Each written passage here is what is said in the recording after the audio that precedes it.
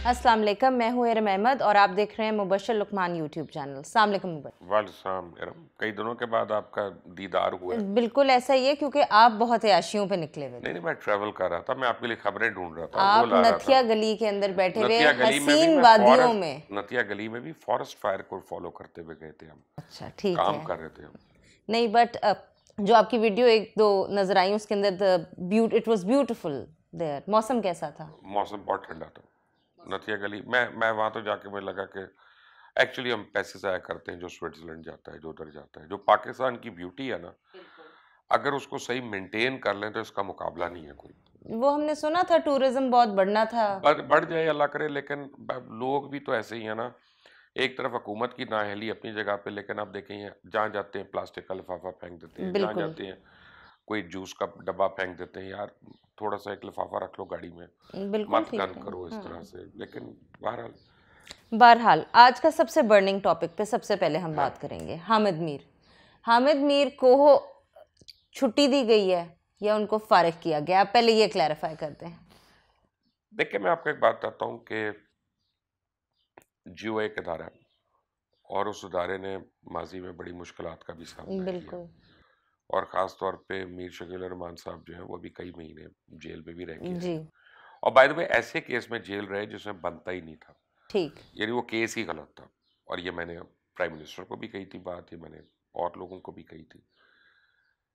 होता क्या है कि जब इदारों में हर एक को आज़ादी होती है और वो अपनी राय का इजहार करते हैं, तो उसकी प्राइस किसी ना किसी को चुकानी पड़ती है। और वो अगर हम एआरवाई में कर रहे हैं तो एआरवाई वालों को चुकानी पड़ेगी, कोई जियो में कर रहा है उसको वहाँ की चुकानी पड़ेगी, कोई कहीं और कर रहा है उसको उन इदारों को चुकानी पड़ती है कहीं ना कहीं। ये जो हामिद मीर साहब ने किया, जो भी किया, मुझे नहीं पता उन्होंने क्यों किया। मैंने तो पूरी देखी भी नहीं है वीडियो। मुझे बहुत लोगों ने भेजी हालांकि, बट मैं क्योंकि ड्राइव कर रहा था, ट्रैवल कर रहा था इतनी देर से, मुझे ये लगता है कि हम कई दफ़ा अपने प्रोफेशनल और पर्सनल पर्सोना में डिफरेंशिएट करने में नाकाम हो जाते हैं। हम कहते हैं कि ये तो मेरी ज़ाती राय है, लेकिन 90% लोग जब हमें देख रहे होते हैं वो उसको हमारी ज़ाती राय नहीं समझ रहे होते, वो हमारे पीछे की राय समझ रहे होते हैं या इदारे की राय समझ रहे होते हैं। ऐसी सूरत में कोई भी इंतज़ामिया जो होगी वो अपने एंकर से, एनालिस्ट से, कॉलमिस्ट से, जो भी हो, अ, उससे बैठ के बात करेगी कि यार ये करना है, ये नहीं करना है, ये कंट्रोल करना है।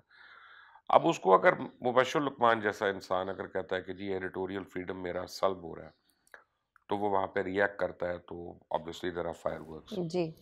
और अगर वो समझ आ जाती है और ऐसा तरीके से आप एग्री कर लेते हैं, तो वो कोई इशू नहीं होता। लेकिन अब आपको बताऊं कि अनकरीब होने वाला है पाकिस्तान में एक चीज़ जो अ, अमेरिका में है, और कुछ आई थिंक इंग्लैंड में भी है कुछ जगहों पे, कि मसलन अगर आप बीबीसी ज्वाइन करेंगी अभी, या आप सीएनएन ज्वाइन करती हैं, तो वहाँ पे there is no such thing कि मेरा फेसबुक का पर्सनल अकाउंट है, मेरा ट्विटर का पर्सनल अकाउंट है। वो बिल्कुल आपके पासवर्ड्स लेके रखते हैं बिल्कुल ऐसा ही एज है। पर कॉन्ट्रैक्ट जो आपसे करते हैं। तो आप पाकिस्तान में भी वही करेंगे कि यार क्योंकि आप सोशल मीडिया पे जाके आप जो भी करते हैं तो वो बाकी उसकी हीट हम तक आती है। तो या तो आप सोशल मीडिया पे जाए ना, या आप उसके पासवर्ड्स वगैरह जो है वो हमारे पास रखें। और ये तो खैर एक पब्लिक रैली पे गुफ्तगू थी ना, तो वो उसके ऊपर भी आई एम श्योर अब जो है ना, तमाम इदारे जो है, इट्स नॉट ओनली जियो, बाकी इदारे भी जो हैं और वो इसके ऊपर अब गाइडलाइंस करेंगे, खुद आपके इदारा करेगा। बिल्कुल। बट आपको लगता है कि ये फ्रीडम ऑफ स्पीच को कंट्रोल नहीं, करने वाली फ्रीडम ऑफ बात नहीं स्पीच है? नहीं है, देखें वो नहीं है। मैं इसको फ्रीडम ऑफ स्पीच नहीं समझता। फ्रीडम ऑफ स्पीच ये नहीं होती कि आप जिसका चाहे माँ बहन कर दें, जिसकी चाहे आप मादर ठीक पितर है। आज़ादी हो जाए। फ्रीडम ऑफ स्पीच ये भी नहीं होता कि आप मफरूज़ों में बात करें और ढके छुपे अल्फाज में आपने उड़ा भी दिया लेकिन आपने कोई बात भी नहीं की। बिल्कुल ठीक। फ्रीडम ऑफ स्पीच जो होता है वही होता है कि जो लोगों के हकूक की बात है वो उन तक पहुंचाने से मुझे कौन रोक रहा है। मसलन मुझे कौन रोकता है कि मैं यूनिलीवर के किसी प्रोडक्ट के खिलाफ बात ना कर सकूं। वो फ्रीडम ऑफ स्पीच को सलब करने की बात है। ठीक है। या जब हुकूमत परसू करती है, प्रेशराइज करती है कि जी इरम अहमद को निकालो यहाँ से क्योंकि ये हमें पसंद नहीं है, हम तुम्हारे इश्तिहार रोकते हैं, वो फ्रीडम ऑफ स्पीच सलब करना है। बिल्कुल ठीक। यहाँ पे ऐसी कोई चीज़ नहीं हुई है। अग्रीड। ये मेरा ख्याल है कि अनफॉर्चुनेट है। It is very unfortunate. और मैं ऐसी बात नहीं कहना चाहता क्योंकि सबको पता है कि मेरी और मीर साहब की वक्तन फ़वक्तन कभी लगती भी रहती है, जब हम मिलते हैं तो हम गले भी मिलते हैं। लेकिन मैं ऐसी बात नहीं करना चाहता कि मुझे लगे कि अब वो मुश्किल में है तो मैं आके पॉइंट स्कोरिंग कर रहा हूँ। मैं जियो के ऊपर भी नहीं करना चाहता, क्योंकि जियो इस वक्त मेरा ख्याल है बहुत सीरियस प्रॉब्लम में होगा। मुझे आई आई सिंपथाइज विद देम, क्योंकि जो हीट इदारे को पे करनी पड़ती है ना और फेस करनी पड़ती है, वो इंडिविजुअल वो पे नहीं इंडिविजुअल को नहीं पता नहीं होती आती। वो बिल्कुल ऊपर ठीक किस है, टाइप के प्रेशर्स बिल्कुल आते ठीक हैं। है, आपकी बात बिल्कुल सही है। अच्छा, हीट की बात से हम आगे लेकर चलते हैं। गवर्नमेंट हो, अपोजिशन हो या एस्टैब्लिशमेंट, एवरीबडी इज सेइंग कि पाकिस्तान को बहुत सारे अंदरूनी खतरात हैं।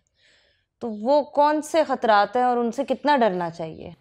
देखिए, डरना चाहिए इसलिए कि अल्लाह ताला इस मुल्क को बेहतर हाल में रखे। लेकिन पाकिस्तान में 22 करोड़ दानिशवर हैं, ये सबसे बड़ा खतरा है।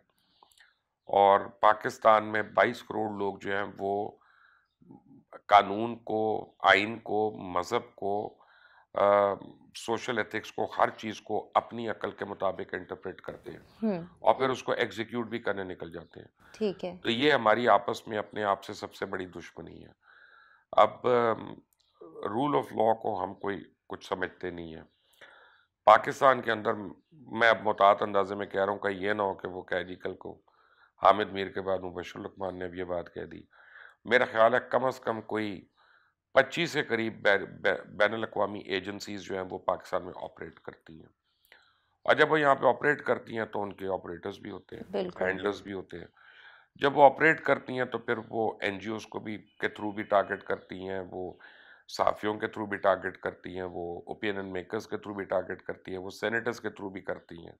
तभी तो हम देखते हैं कि सेनेट का टिकट 70-70 करोड़ तक बिक रहा है, बिल्कुल ऐसा। क्योंकि कोई ना कोई लॉबी कर रहा होता है ना पीछे उससे अपने काम कराने के लिए।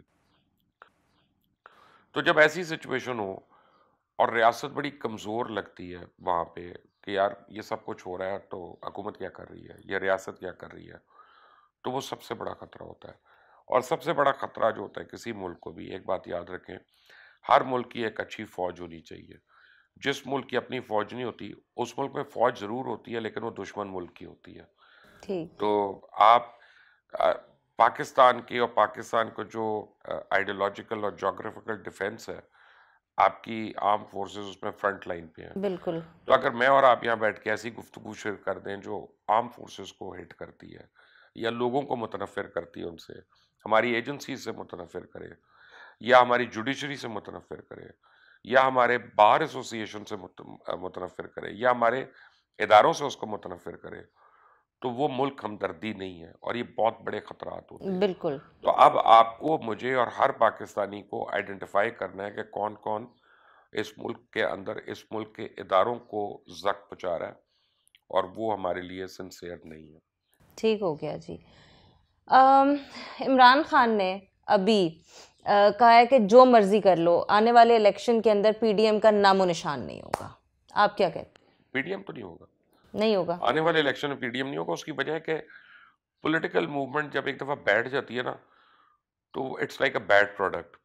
वो फिर उठती नहीं है और वो फिर दोबारा उसका मोमेंटम होता है, वो किल हो गया होता है सब कुछ, इसमें कोई राय नहीं है। मुझे जो सबसे बड़ा खतरा है वो पीटीआई से लग रहा है इमरान खान के लिए। पीटीआई जो है ये अपने बोझ तले दब रही है ठीक। और पीडीएम को तो खुद नून लीग भी डिस्कार्ड करेगी क्योंकि इवेंचुअली नून लीग मकबूल होती जा रही है, हाँ जी। उसका वोट बैंक बढ़ता जा रहा है। बिल्कुल। और नून लीग जितना पीपल्स पार्टी को बुरा कहेगी, पीपल्स पार्टी जितना नून लीग के ऊपर सलबातें सुनाएगी, अपने अपने हलकों में दिल डू वेल। बिल्कुल। तो ये तो इलेक्शन तक तो इकट्ठे नहीं रह सकते। और इसी तरह मौलाना भी है। अब मौलाना ने पीपल्स पार्टी को compete करना है सिंध में जाके जनरल इलेक्शन में, ठीक। तो पीडीएम के प्लेटफॉर्म से तो कैसे नहीं हो हो सकता सकता? ना ये, तो पीडीएम का तो फ्यूचर नहीं है। ठीक। सवाल ये पैदा होता है कि पीटीआई का पीटीआई। कितना फ्यूचर है। इस वक्त तो मुझे उसमें बड़ी अफरा तफरी नजर आ रही है, अच्छा। इंतशार नजर आ रहा है। ठीक। एक बात मैंने कहनी है आपको, अगर आप बुरा ना माने, डिपेंड करता क्योंकि है। आपका मुझे पता नहीं कि क्या है।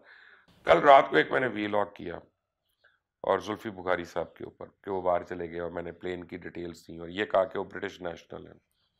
तो आज मुझे जुल्फी बुखारी के मैसेजेस आए हैं जी दुबई से। उन्होंने कहा यार मैं अपनी बहन को मिलने आया हूँ हमशीरा को, तो क्या ये गुनाह है? तो मैंने कहा मैंने तो कहा ही नहीं, मैं तो ये कहा है कि you are a British national और आपको ऐसी मीटिंग्स में नहीं बैठना चाहिए, ये बिठाना चाहिए जो नेशनल सिक्योरिटी के इश्यूज हों जहाँ पे।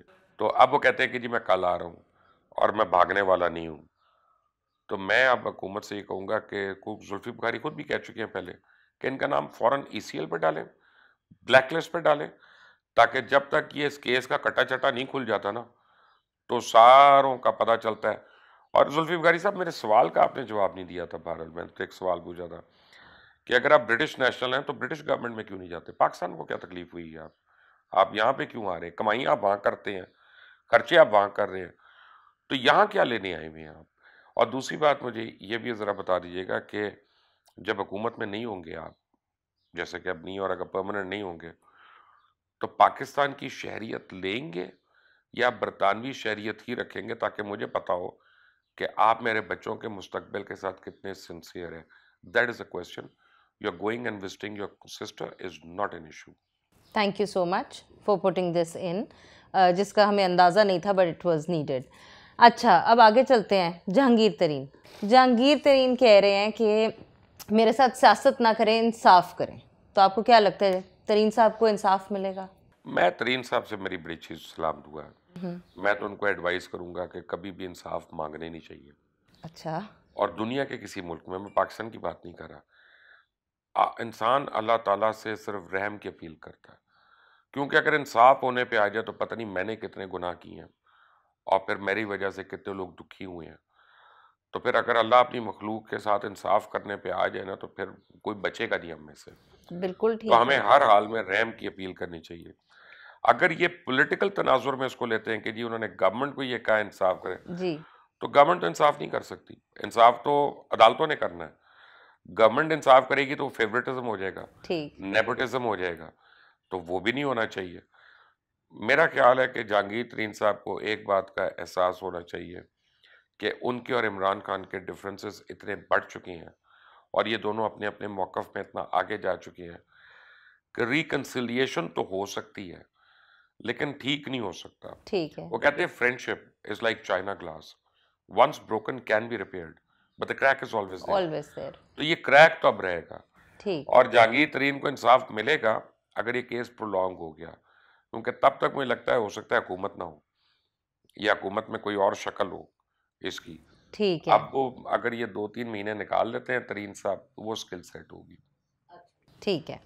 खैर, ये बजट के बाद के टाइम का मुझे भी बहुत ज़्यादा इंतज़ार है, क्योंकि देखिए, आपने ना बजट के बाद आपको बताता हूँ, मोटा मोटे हिसाब के 25 दिन 20 दिन महीना तो लगेगा उसके पास होने पे। ठीक है।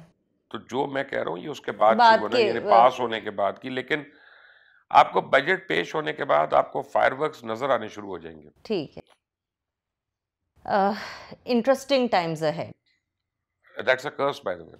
It Chinese is. कहते हैं the best curse is to wish you interesting times. अच्छा, वैसे I don't really agree with it, but चलें ठीक है। आप हाँ, चाइनीज को नहीं जानती ना? मैं नहीं जानती। मेरे लिए interesting times are just like fun वो जो इंटरेस्टिंग। ख्वातीन कहती है ना all man are the same, actually वो चाइना के बारे में बात कर रही है, सारे एक ही जैसे होते हैं। वो उनकी औरतें भी वैसी ही होती हैं और आदमी भी, तो सारी एक जैसी शक्ल एवरीबडी होती इज द है। सेम। अब मेरे से तो नहीं पहचाने जाते। आई एग्री, सारे येलो रेस। अच्छा, इमरान खान ने भी रिसेंटली कहा है कि जी भारत के साथ तजारत करने का मतलब है कि आप कश्मीरियों के साथ गद्दारी कर रहे हैं। तो ये स्टेटमेंट भी आपको लगता है कि ये आने वाले इलेक्शंस की तैयारी और वोट बैंक मेंटेन करने नहीं, की तैयारी है? ये असेंबली डिसॉल्व करने की तैयारी है, अच्छा। आने वाले इलेक्शंस की नहीं है। क्योंकि जब इमरान खान ने अगर खुद असेंबली डिसॉल्व करनी, तो जो चार्जशीट वो डालेंगे उनमें से एक ये डालेंगे कि मुझे फोर्स किया जा रहा था कि भारत से हालात नॉर्मल कर लो और मैंने इनकार कर दिया। ठीक है। और ये एक पॉपुलर सेंटिमेंट को वो खेलना चाहते हैं। तो अगेन ये एक इनसिंसियर बात है। खान साहब को अपनी पॉलिटिक्स के लिए पाकिस्तान की फॉरेन पॉलिसी और पाकिस्तान की ट्रेड को बीच में नहीं धकेलना, जेपरडाइज नहीं करना चाहिए। ठीक है। अच्छा, ये भी सुनने में आ रहा है कि अगले इलेक्शन 2022 के पहले 3 महीनों में एक्सपेक्टेड है। क्या ये डेट रेलेवेंट है? अगर तो अभी कुछ गवर्नमेंट को होता है तो फिर ये 222 के इलेक्शन भूल जाएं, ये 223 में ही होंगे फिर। ठीक है। और तब तक पता नहीं क्या कुछ हो जाए। अच्छा। फिर काफी लोग इंसाफ मांग रहे होंगे। अच्छा, ठीक है। सिर्फ ओके। तरीन साहब नहीं। ठीक है, हमारी तरफ से यही क्वेश्चंस थे। अब आप बताएं, इस्लामाबाद से कोई आपकी और खैर खबर आई है? मैं ये बताता हूँ आपको एक अंदर की बात कि पीटीआई के 30 से 35 लोगों ने और सीनियर लोगों ने पीपल्स पार्टी और पीएमएलएन दोनों से राब्ते शुरू कर दिए और उनके लोगों को मिलना शुरू हो गए हैं। वो हर तरफ अपने इनरोड्स बना रहे हैं और ये वो लोग नहीं है सिर्फ जो उन जमातों से आए हुए हैं, ठीक है, ये वो लोग हैं जो शुरू से पीटीआई से हैं। मैं उनकी बात कर रहा हूँ। अच्छा, So, उनके अपने लोगों को अब एतबार नहीं है कि ये हुकूमत चलेगी या कैसे चलेगी। बेसिकली पीटीआई की क्रेडिबिलिटी लूज हो चुकी हुई है, काइंड ऑफ, इवन असल फॉर में पीटीआई अपने के साथ लोगों एक की। ट्रेजेडी और हुई है, let me put it this way, कि पीटीआई ग्रो कर गई, पॉपुलर ग्रोथ हो गई, मैच्योर नहीं की। हाँ, ये उनके साथ एक डिलेमा हुआ है। बिल्कुल ठीक है। बहुत सारे लोग कहते हैं कि आई एग्री विद यू, मैं कमेंट्स के अंदर ये पढ़ती रहती हूँ, लेकिन I will agree with you on this. अच्छे कमेंट्स दिया करें ताकि No, इरम को अच्छा लगे, वरना ये सुबह आके मेरी क्लास लेती है। नहीं, but I agree with Allah you. की कसम वो कमेंट मैं नहीं देता डिफरेंट नामों से। Thank you so much You're जी, welcome. thank you so much for all your wisdom and thank you so much for watching. Please keep watching, subscribe करें, बेल आइकन को रिंग करें और comment section में comment करें। अल्लाह हाफ़िज़।